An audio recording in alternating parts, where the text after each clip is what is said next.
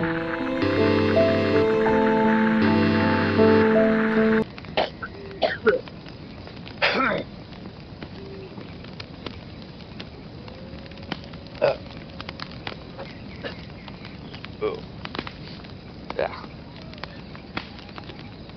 Chapter 12. My detached hands slowly sink into the liquid silver, till all that remains is one. All that remains is one porcelain fingernail, and then that is swallowed too. I feel an equal loss in my heart. How will I hug Jack now, don my crown, make potions? One by one, the pieces of torn paper sink back to the liquid too. The cauldron's waters go still, as if there were never any sign of my hands at all. The scent of wormwood rose one final time from the cauldron, and it hits me with a gut punch. I sob. I can't hold in regrets. Oh, hang on. Can't hold in. Grates up in my throat. Oh, a sob I can't hold in grates up in my throat.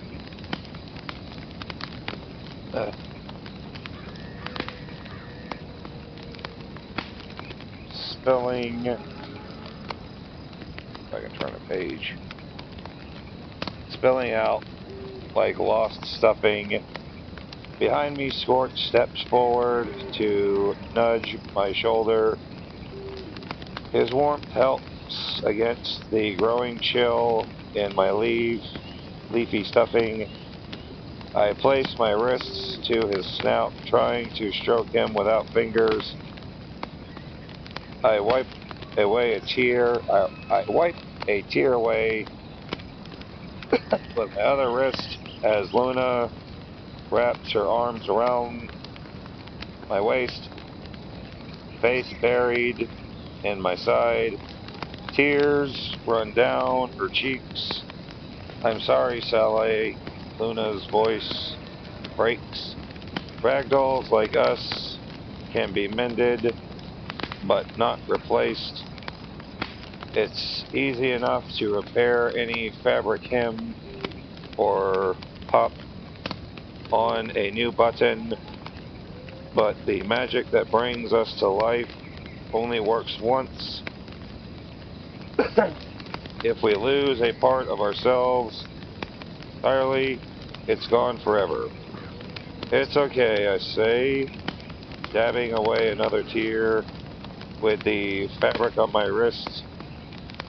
And to my surprise, I find that I mean it. As much as I'm grieving my lost hands, they were a small price to pay. What are 10 fingers compared to 10 adventures? Thirsty.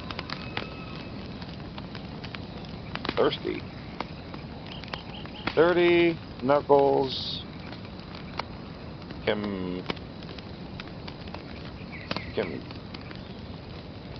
hang on. 30 knuckles compared to 30 years with Jack. Then another 30 more and 30 more. Holding my head high, I sniffle one final time. No more tears. I tell myself there will be a time for grieving. Now I have to save my town. Outside, the sun drops lower towards the horizon, and time is running out. Sally, Luna says, gripping the cauldron's iron rim. The liquid silver swirls again, bubbling faster than it did before. It stirs up musty smells cedar wood, damp forest floor. Vintage cotton, a piece of torn paper bubbles back up. Bubbles back up, but it swallowed again before I can read it. Luna, Scorch, and I cluster around the cauldron as more words drift up from the depths. Lingering this time. Follow time. What is it trying to say? Luna asks in a breathless hush. Is it telling us how to find Time Town's door? She looks over her shoulder at Lady Seraphin. Lady Serafina Lore, who only gives a slow, cryptic blink. My poor wrists feel so bare, but this is why I made the sacrifice. My mouth feels dusty dry, and I wait on pins and needles for more words. Follow time's flight. Flight, my voice pitches in a waving temper. I run to the window sill, peering out at the powder blue sky, but there is nothing other than the dark cloud. The dark cloud crouching over Villain Town in the distance. I didn't see a bird or dragonfly or anything. Time's flight. Scorch snorts out a burst of steam, his tail flashing back and forth, excited. More words, Sally. I rush back to the cauldron. More words bubble up from its depths. No, not words. They're feathers. Rising from the swirling liquid silver. It's a cuckoo bird. Real, live, breathing. The liquid rolls off its back as it blinks. Its colorful eyes. Its feathers are dewy, soft. Its beak slightly curved. It shakes itself, and the last of the quicksilver shimmers away like glitter. That's the answer, Luna explained. Follow time's flight. Means the bird will lead us to Time Town's hidden door. My heart sings out like a whole chorus. I haven't felt such joy since marrying Jack on Spiral Hill. I press my arms to my chest to feel the feathery, light patter of my heart. The cuckoo bird's feet rise from the cauldron's silver liquid as it stretches out its wings. I'm already halfway to the door, ready to follow wherever it may go. Wait, Luna says in a strange voice, peering intently into the cauldron. There's something else coming up, I think. I push, a pulse snaps.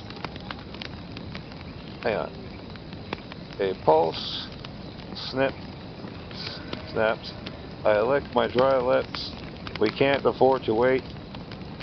Luna strains on her tiptoes as she reaches into the cauldron.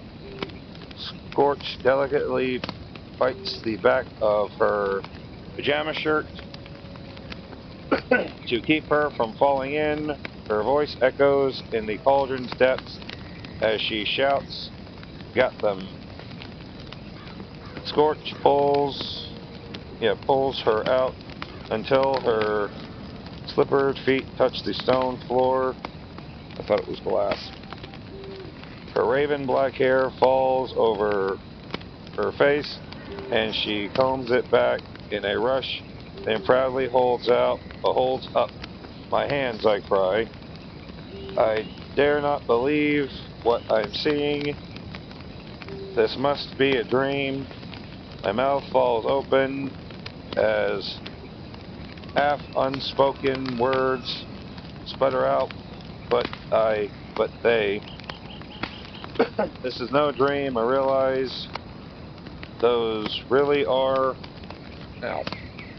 That hit me.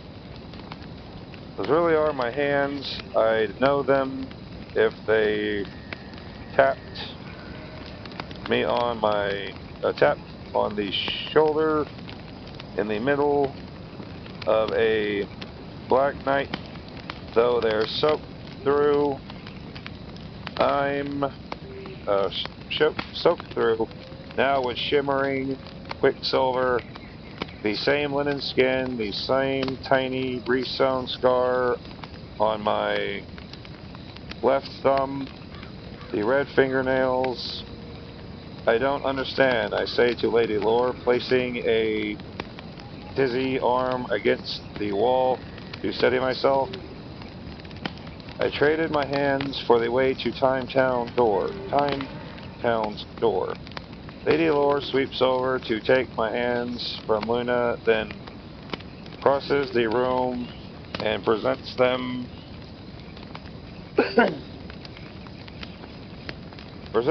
in her own time-wrinkled hands. The cauldron is a test, my dear, not a punishment. You not only solved the riddle, but provided the means by how far you are willing to go to save your people. Magic rewards. Hang on, magic reward. Rewards medal, you know. Does it? Does it really?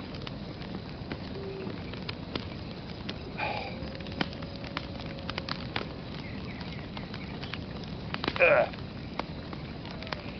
Happy tears flow like a river from my eyes. They came hard and fast, and I can't wipe them away. Scorch's flame burns the sun bright. It burns sunbright, his lips stretched in a toothy grin over his lopsided teeth. I pat my pocket. I'm out of thread. Luna pulls out her spare needle, then plucks two strands of her own black yarn hair. I'll sew them back on with this. I sink into a wooden bench by the window, feeling dazed as Luna reconnects first my left hand, then my right, with strands of her hair. Luna snips the string with her teeth after tying the final knot. I test out my wrist. The leaves inside rustle softly. Stretch out my fingers. Check my fingernails. My right hand gives me a playful wave, and I giggle. Scorch will help too. Scorch lowered his tail flame to a steady glow, then carefully moved it under my hands. The silvery liquid dries on my hands until glittering flakes that rain down onto the floor. I examine my hands front to back, dry through and through. Sturdy and strong, except when they catch the light, they shimmer faintly in a way they never did before. Holding them up to the beam of dusty light at the window, I see tiny silver threads woven in the blue linen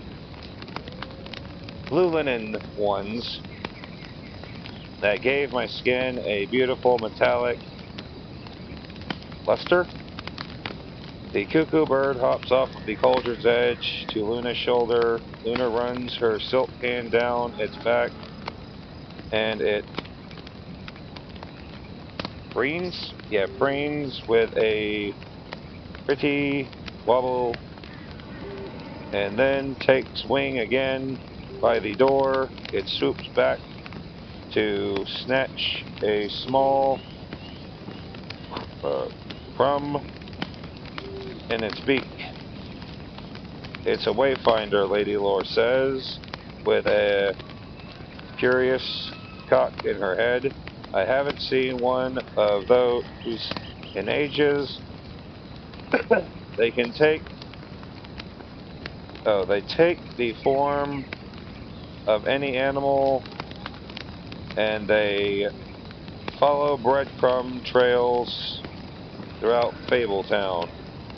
Misplaced travelers find them. Misplaced travelers follow them to find their way.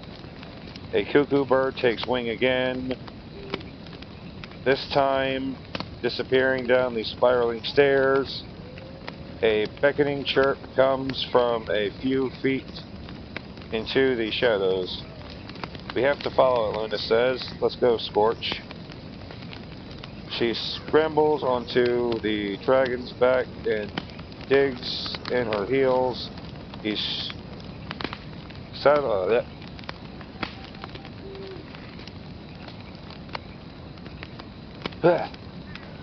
satchel clatters with his collection of found objects as he plods down the stairs.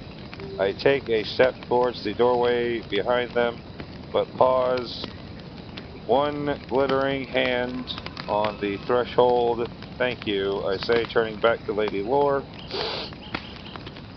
She stirs the cauldron with the wooden staff, sparkling in a handful of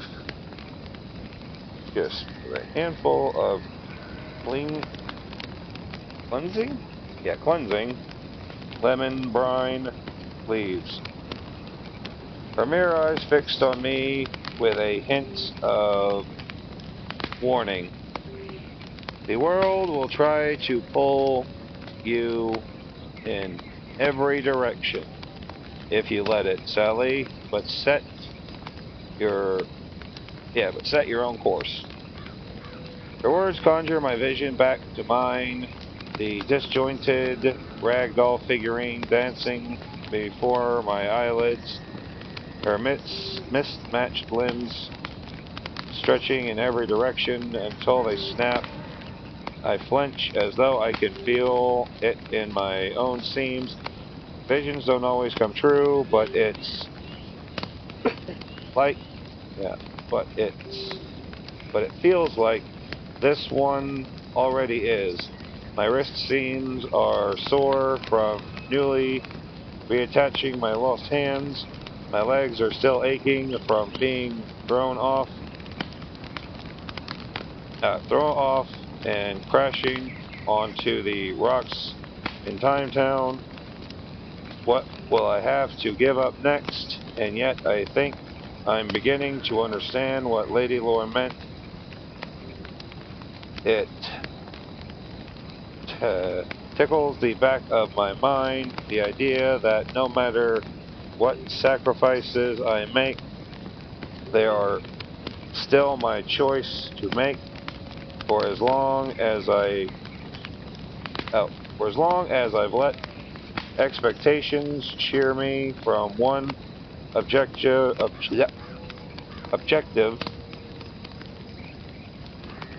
one obligation to another, away, always, striving to be perfect, to complete all the tasks on time, to be a comfort to people in each world. Maybe I could let all that go, but as soon as the thought rises, my stomach clenches as tight. It clenches as tight and sudden as a fist. I've been steered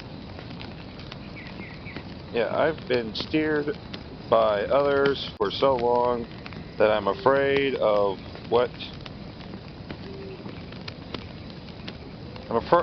where charting my own course will lead.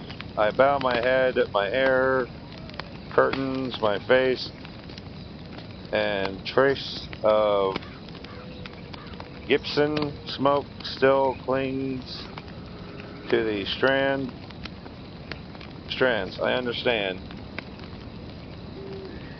She resumes stirring the cauldron. I wish a happy ever after for you and your Pumpkin King. 10 years from now, come back to visit me. Whether you're the Pumpkin Queen or Dreamtown's governor or simply Sally. She gives me a wink. I'll tell the Fabletown residents a tale they'll never forget of a ragdoll queen who gave up her own hands for her people.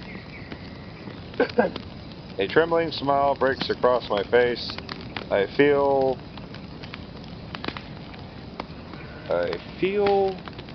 radiance beaming out from every stitch as I brush away the last of my tears. I will. Luna, Scorch, and I follow the Wayfinder cuckoo bird, and from crumb to crumb, halfway across Fabletown into the bustling market through an herd of golden geese, crossing the stone bridge to Villaintown, where a fight breaks out beside the nightmare statue, then into the darkened forest. The low breathing of hidden wolves is palpable in the twilight's darkness. Shadows are everywhere. It's hard to keep an eye on the bird. Where did it go? I whisper, whipping my head back and front. Scorch flares a torch to chase away the shadows, and we spot the bird between two roots, snipping up the next crumb. Still riding on the dragon's back, Luna pats his scaly side. Good boy, Scorch. Night falls as the cuckoo leads us down a series of switchbacks into a ravine. We heard the sound of rushing water shortly before coming to a stream. The cuckoo bird hops onto Luna's shoulder, nesting down onto its feathers as its eyes sink closed. For another minute, in another minute, it's asleep. I guess it means we're here. There, Luna says, searching the woods around, scanning the woods around us slowly. Where is there? I mean, where is here? A dark smog mars the stars, and I squint as my eyes try to peek out the shape. Scorch, can you turn Yeah, can you turn down your flame? I ask. I want to see what the dark shape is above us. Once his tail fire is no brighter than a candle's flicker, my eyes adjust. The smog gains edges and curves until a familiar shape of a silhouetted against the dark sky. We're right beneath the bridge that connects Villain Town and Hero's Haven, I say. A low, flickered whine squeaks out from Scorch's throat.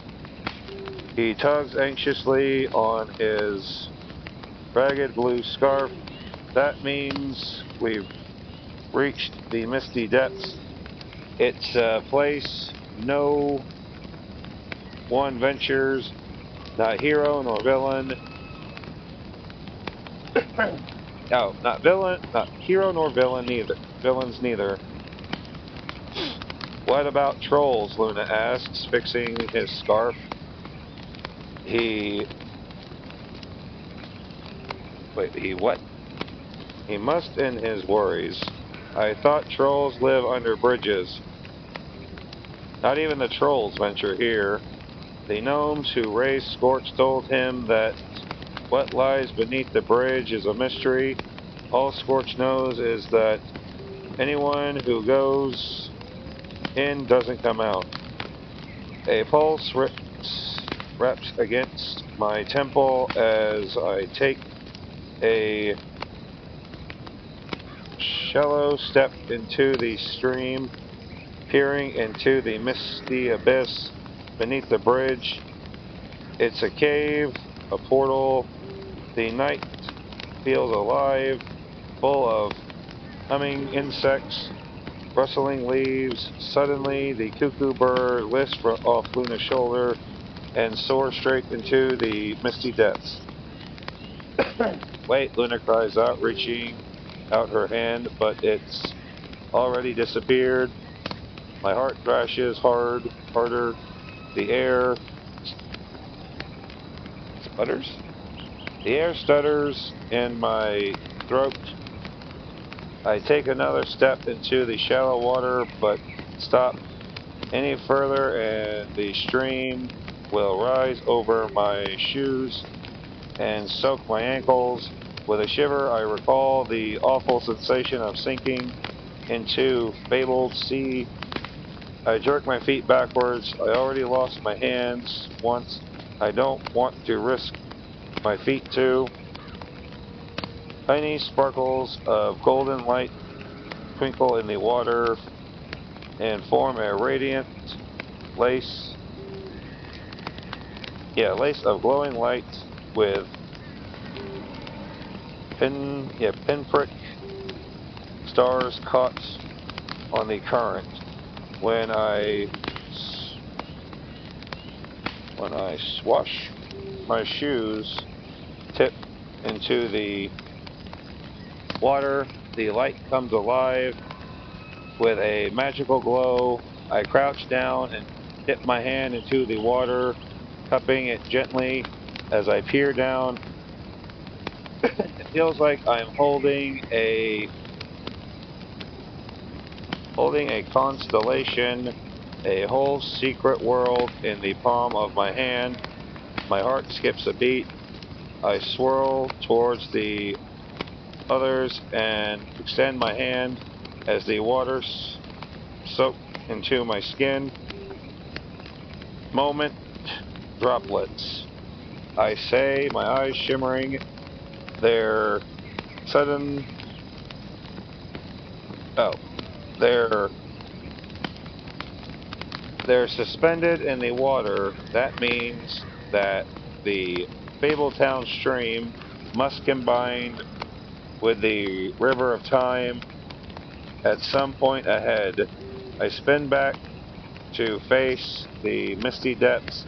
So the cuckoo bird, Luna started.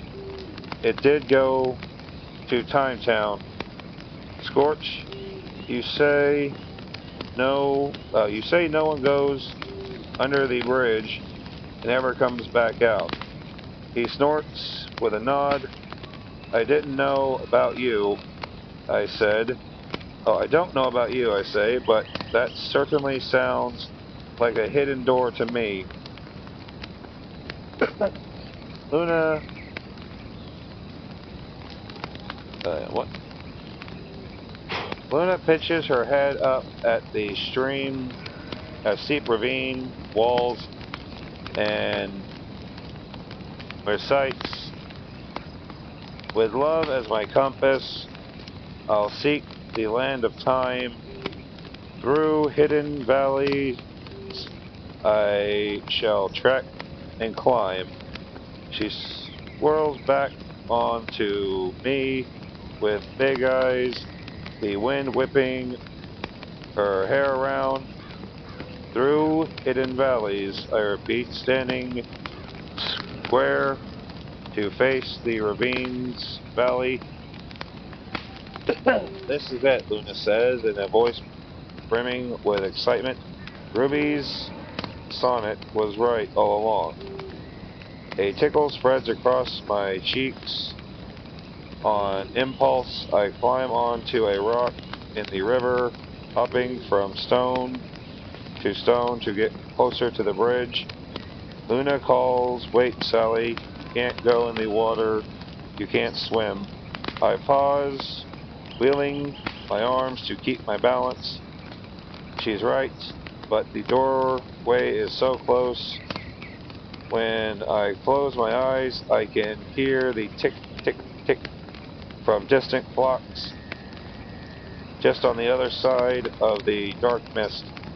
Scorch flashes through the stream to me and lowers his head right on Scorch. I touch his closest stumbly horn gently. You're already carrying Luna. Smoke puffs out from his nostrils as he chuckles. Two ragdolls Scorch can carry. Feeling a nervous flutter of leaves in my chest, I climb onto his back in front of Luna, sheltering her against what may come. She wraps her arms around my waist and whispers into my ear, but we don't know for sure what's in there. The night wind swirls my hair around my shoulders like a living mantle. I lift my chin. I'm the pumpkin queen. Shadows don't frighten me. The cuckoo's chirps echo from somewhere deep ahead in the misty darkness, and I urge Scorch on with my ankles. To my surprise, he doesn't splash through the stream. He extends his wings and braces his. Oh, hang on. And bunches his muscles, and with a chilling rush of air down my lungs, I realize he's about to fly. I need water. Never realized how talking aloud can dry out your throat very quickly.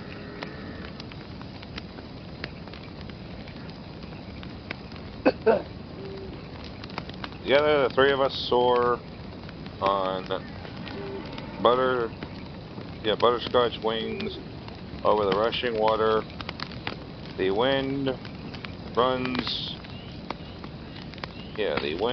through. Yeah, the wind runs its fingers through my hair, and I close my eyes and tap my face to the stars all around us. Night birds call, and distant lambs baa fill the air.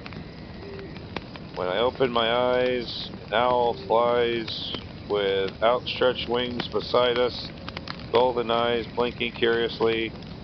Scorch, this is incredible, Luna shouts, lifting her cloth fist to the sky.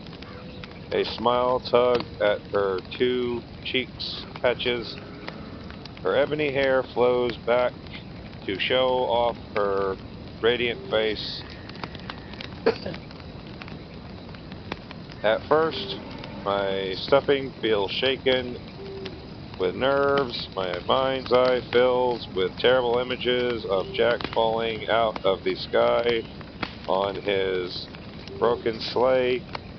But as the wind lifts us higher, my fears dissipate, and giggling laughter bubbles up my throat, too. Flying doesn't have to be scary. This is what it feels like for the witch sisters to soar on their brooms, for the winged demon to stretch his wings high over the cornfields.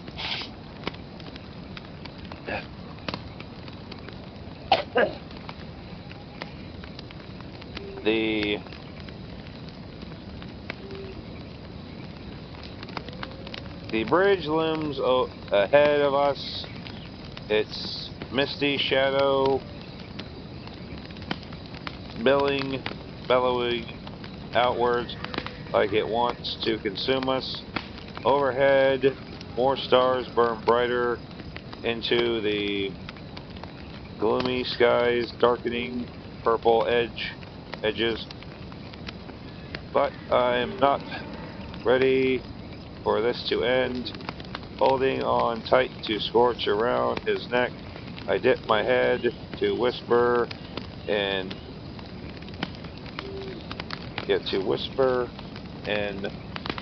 instruction in his ear. Keep flying just a few more minutes. I want to soar. His head tilts back at me. Are you certain? I nod. There's time enough for this.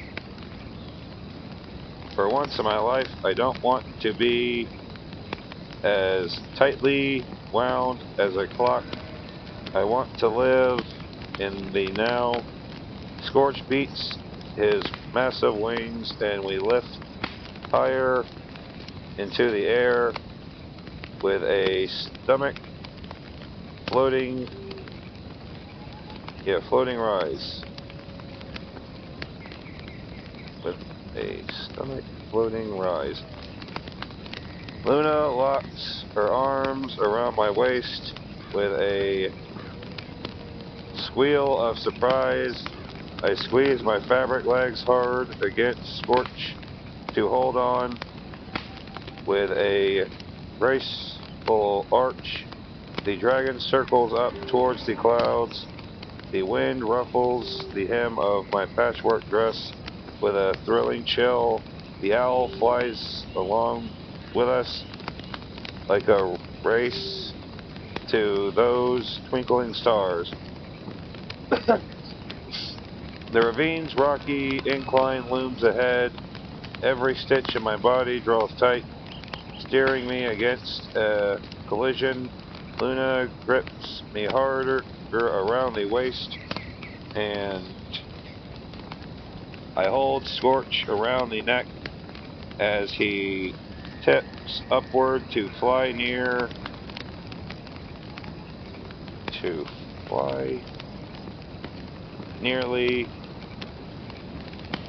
vertically. We're going to crash, but then the ravine's edge, and with a rush of wind, Scorch clears the hem with a powerful beat of his wings. He plummets upwards into the darkened forest of trees. Branches skim my shoes, knocking off a button I grasp as the button ricochets off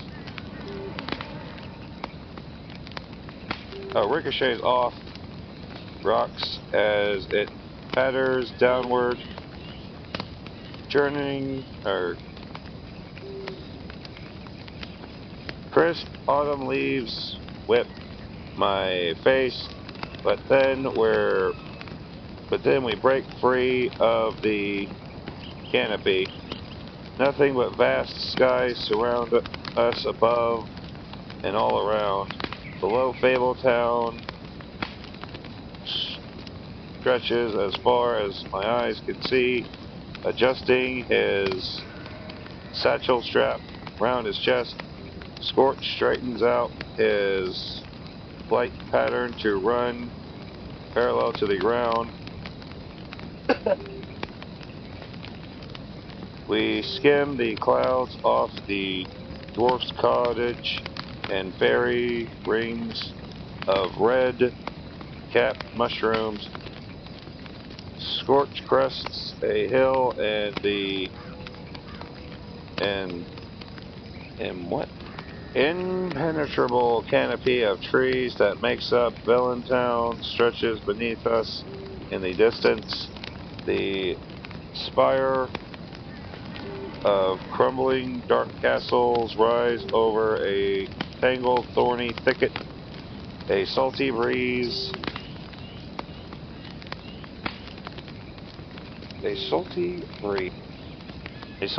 ruffles my eyelashes, and before I know it, Scorch plunges down a cliff and flies us over the fabled sea. I spot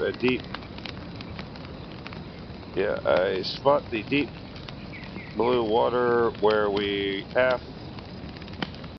fell, the half-submerged sunken ship, the beach where we collapsed in tearful, sogging joy.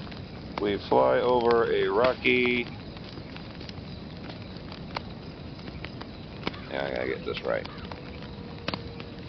A rocky promontory where the mermaids wobble their siren song up at us, but the wind blows around her words before she can ensnare us. It's simply magical. Now I know how Jack felt when soaring in his makeshift sleigh with the spirit of Christmas captivated him. Up here, far above the buzzing world, I feel free. I can't be any farther from my responsibilities as wife and queen and ragdoll. No one can pound on my door while wailing that something else has gone wrong. For once, I'm simply me. But the moon is already rising over the glistening ocean on the horizon, and I know that this magic can't last forever. Still, I can't help feeling like something somehow has changed. During all this too brief flight, somehow I've changed. I lean close to Scorch his pink ears to call over the wind. Take us through the door now, Scorch. It's time. His scales ripple in sunlit color as he circles back over the forest field and sea to Fabletown Bridge. The misty abyss looks darker now and sunken into the ravine. There's no light touching it. The owl hoots once more as it says thanks for the good time, then peels off. Far in the distance, I hear the faint clock churning.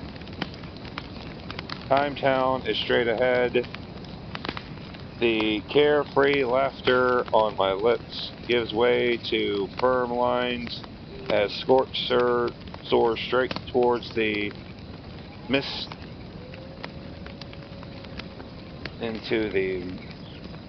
encased doorway. I lean into the chilling wind, gritting my teeth. Luna hugs me tighter, burying her face in my soft pillow of my back.